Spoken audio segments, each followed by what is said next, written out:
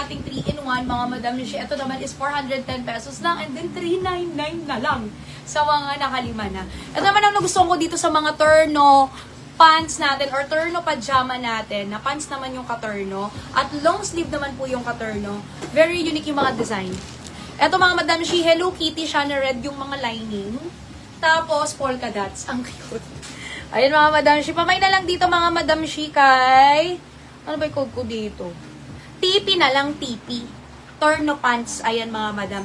Pamain dito mga madam, she kay TP red. Red na lang po yung code ko dito. Ha, may red kasi siya. Siya lang yung may red na ganyan.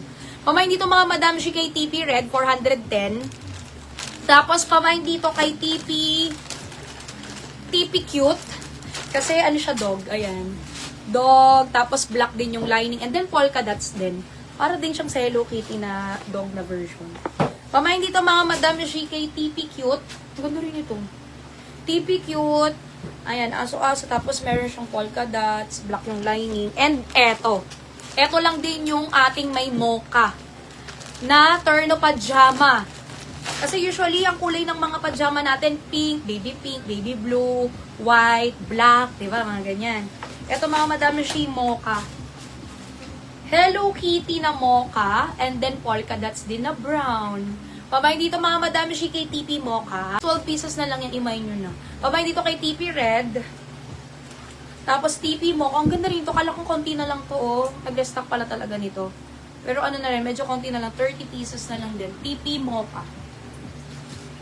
Ang ganda, no? Ayan lang din yung... Actually, first time ko din nakakita ng pajama na itong kulay. Mahilig din ako sa ganyang kulay pa naman.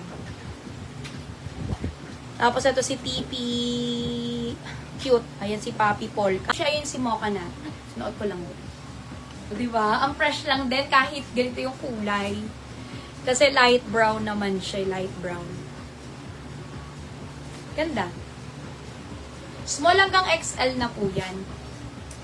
Ayan. Kasi hindi pa nakabuka botones.